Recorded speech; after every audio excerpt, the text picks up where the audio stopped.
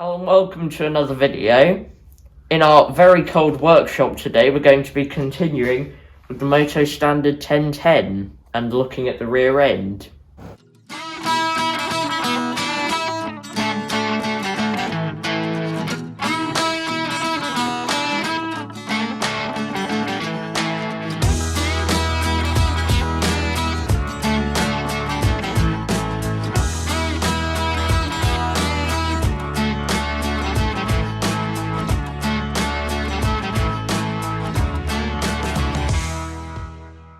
In the previous video, when we were going through everything on this tractor, we pointed out this where in the input shaft, where there's a pulley here for the rear axle. And our plan for today is to take the axle off, pull it apart and see if there's anything we can do about it to fix it. So the first step to that is draining the oil out. Because when we turned this back over the right way, obviously before we turned it over, we took all the oil out of it, but unfortunately we topped it up with new oil between turning it back the right way and doing this. So unfortunately we're having to drain all of our new oil out so that we can take it apart. While the final bit of oil drains out of the gearbox, time to show you something interesting about the back wheels on this tractor. You can see on this side, the left-hand side, is the shallower part of the rim on the outside of the wheel, and then the deeper part on the inside. And you can just have a look at the spacing between the wheel and the chassis there. Now, if we go to the other side, it's the same spacing there. However, the shallow part is on the inside, and the deeper part is on the outside, which is quite rare. I think this is probably the only one of our tractors that has this, where it's the different sides of the wheel on the outsides on each side. But the next thing to do is to take off the wheels. So first thing we'll need to do is take the circlip off here and then undo this Allen bolt, and then hope that the rims haven't rusted onto the shaft. Bit of time later now, and you can see the wheel is off. We ended up using quite a bit of releasing agent, which you can see didn't make it all the way through. So it was still quite difficult to get off, but it definitely helped a bit. And let's hope that the other side is a bit easier. We probably should have recorded this side because it was much easier to get the wheel off. Now let's have a look at what we need to do to drop this gearbox off, because we have a theory. Now, firstly, what's holding it on? Well, you've got these two big brackets here at the back of the gearbox, and then there's another stabilizer bracket here, which will need to be disconnected. And then there's also, most difficultly, the brake band there, which kind of gets in the way. However, that brake band is located in a U-shaped bracket and isn't actually fixed in there. It's more of just located in it.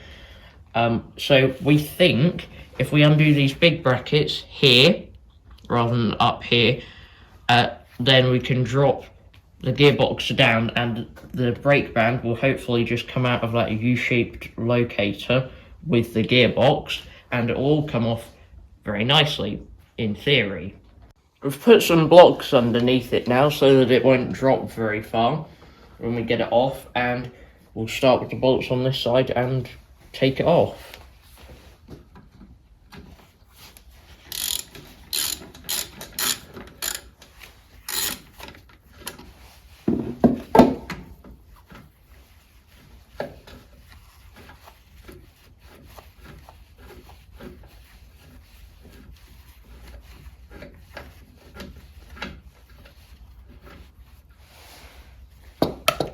Also got a magnetic dish here just to keep all parts in one place.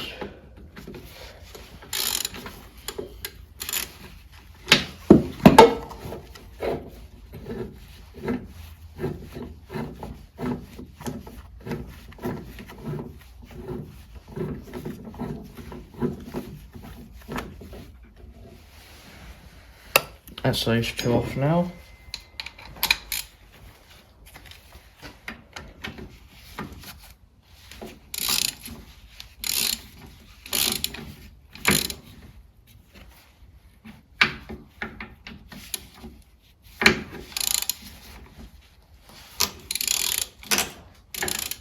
We have all the bolts out now. As you can see, if I just give this a bit of a wiggle, you can see it's pretty much almost free. We've also taken the belt off the pulley quickly, so that's not restricting us. Now to get it out, we'll have to lower it down and then take it backwards because of getting the gear stick out as well, which we took the gear knob off. And something we're not used to on our tractors is all these bolts were 13mm, so metric sizes, which we rarely use on our tractors since they're usually all imperial or standard, as some may call them. So I'll now get a bit of assistance to get this gearbox out, and we will come back to you. We have it off now, and the brake band came off exactly how we said, which made it quite easy. Not sure how easy it will be to get back on again, so we might have to take off one of these brackets, preferably this one because there's less things attached to it or attached to the same bolts, but we'll cross that path when we come to it. Now, some quick observations that we noticed is there seems to be play between the pin and, or not the pin, the shaft and this pulley and the shaft in the gearbox. There's play in both of those areas, and it doesn't exactly appear to be attached to the shaft very well. You can see I can pull it up and down on the shaft. So what we'll first do is clean this up and come back to you with a clean gearbox and hopefully a tiny bit more of an idea of what's happening. We've cleaned up the gearbox a bit now, mainly focusing on where you split it here. Now we took the pulley off.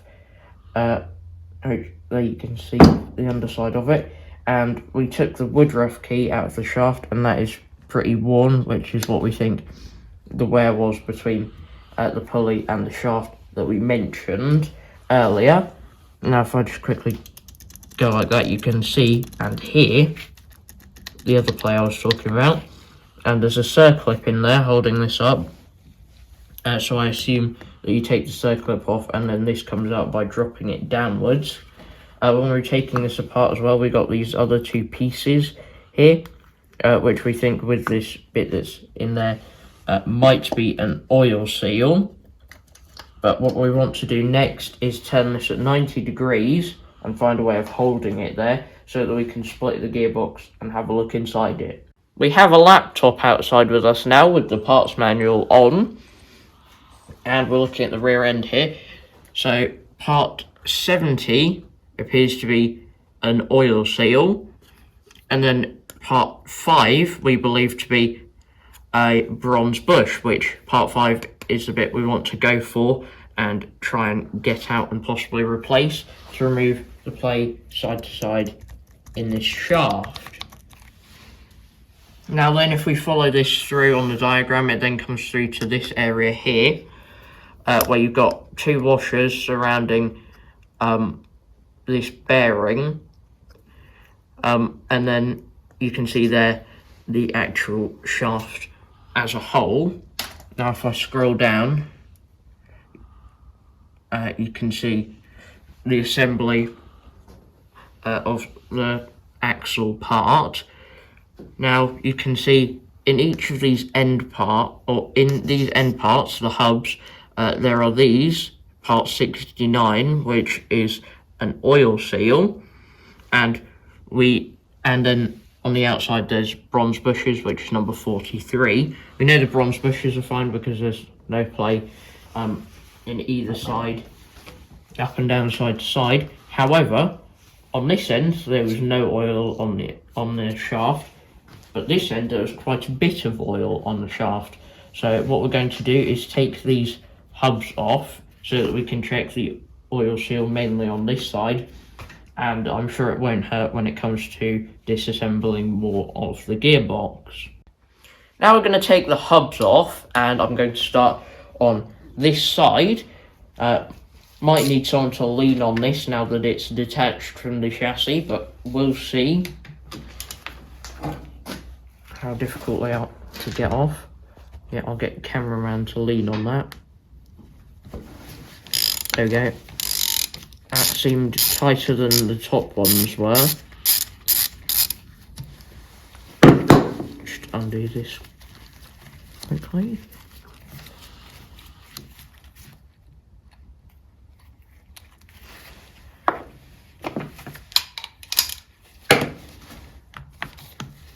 See how tight the other one is? Yep, these bottom two were most definitely tighter than the top two.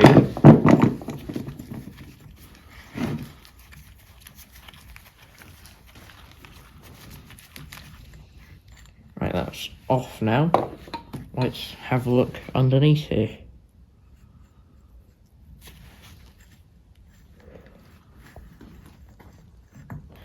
So there's the oil seal. And you can see the bronze bush in there.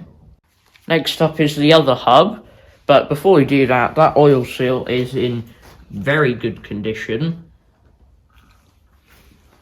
Anyway, this side is going to be a lot more difficult to get to. This one might be okay, but the other bolt is looking rather difficult. I'll get the cameraman to lean on it again.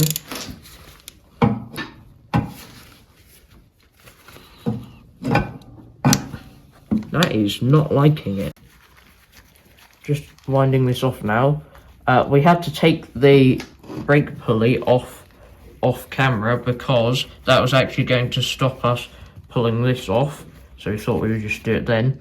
And these bolts were very tight. However, you can see this one and the other side one are covered in gearbox oil, which is a bit of a sign of this leaking. Now we'll do the same as what we did with the other one, and there's quite a lot of oil there.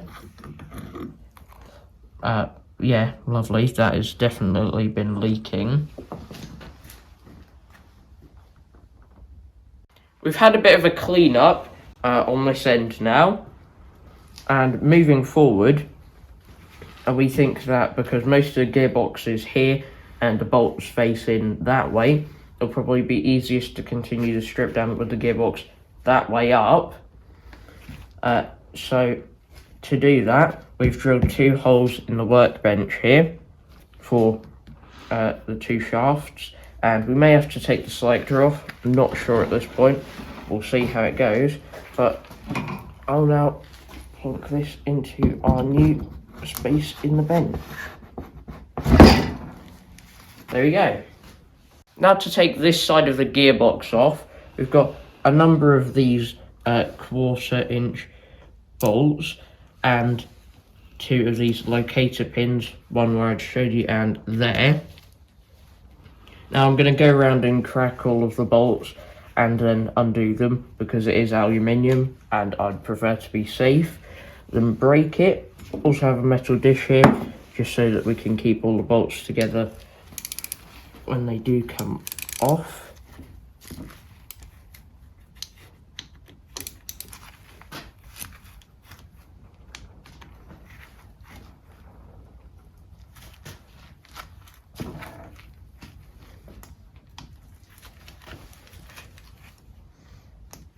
Some of these appear to be tighter than others.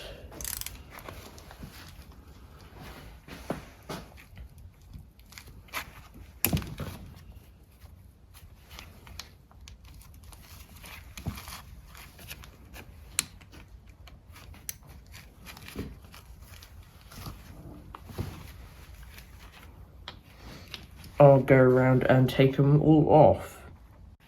Just going around and undoing them now, and putting them in the magnetic dish, how they come out the gearbox, just in case any of them are different lengths. Also, just realise the fact that this is an imperial socket, which implies that this gearbox is not German like the tractor, or it would be metric bolts like a lot of the fittings on the tractor. So not sure what brand this is. So get the last few off and then we can have a look inside. After I'd taken out all of the bolts, we gave it a bit of a tug and we saw it was separating here, which we really wanted to separate here first and then here, so that we can take it all apart. But now we've done some separation stuff to get that apart. And now take gasket. Now take this off.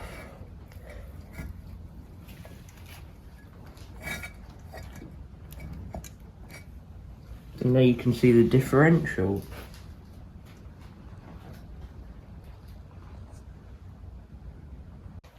Right, next thing we're going to try and do is take the axle and differential out. We've marked this side with an L up here to show that it's the left-hand side. And if people are screaming at the video saying we don't know what we're doing, you'd be correct. However, I'm going to see how far we get pulling this out.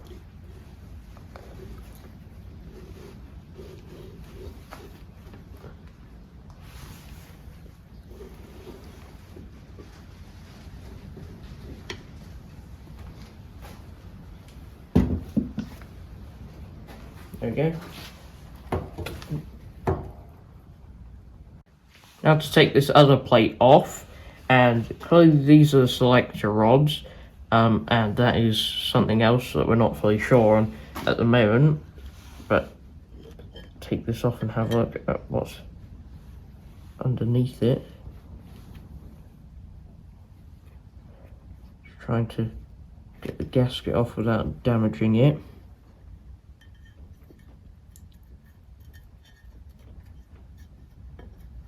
Get cameraman to help me. Obviously that's disconnected now, so I'll just place that down on there and we can see the gears and everything. A long time later now, and we've done quite a bit of work and a bit of research. So first we'll start with some of our research, and we found out that this gearbox is a Peerless 600 series. As you can see from that one there, it looks very much like it in the diagram, and we're pretty sure it is that one.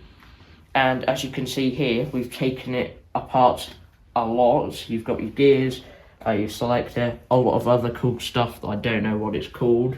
And we did all of this stripping down off camera because we haven't really stripped one of these down before, and we wanted to make sure it was right rather than doing it with video and forgetting bits or doing things incorrectly.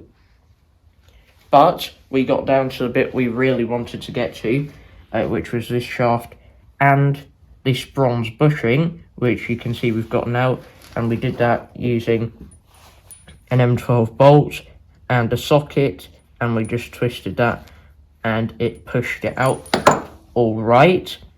So we've been trying to work out what parts we need. So we'll need one of these bronze bushes, which we can now measure since that's out.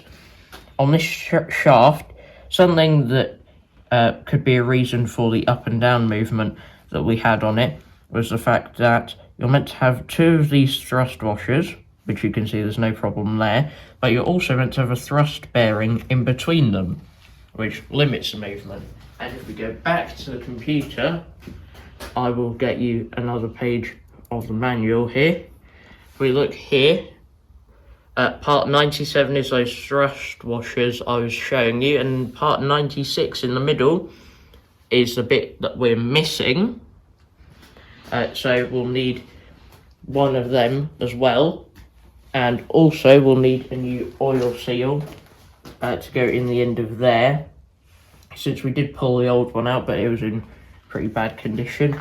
And we will also need the oil seal identical to this but for the other side. We've now had a look through our supplies of oil seals and bronze bushes, because we do have quite a big stock of standard sizes for looking and seeing if we can use them for things. However, unfortunately, this bushing isn't a standard size, and neither is the oil seals that we need, so we'll have to get them in. However, good news, something we did find were these thrust washers, which are actually the right size, and the ones on here are a tiny bit damaged, so we will switch them over. So that's at least one part we could find. However, we've taken all the measurements we need to order the parts. Hopefully we can cross-check them for standard sizes. Failing that, we'll have a look around in the UK and then the US to see what parts are available that we can order for this gearbox. However, until those parts come, we can't really progress any further with the gearbox. So that is it for this video. Thanks for watching, and I'll see you in the next one. Bye.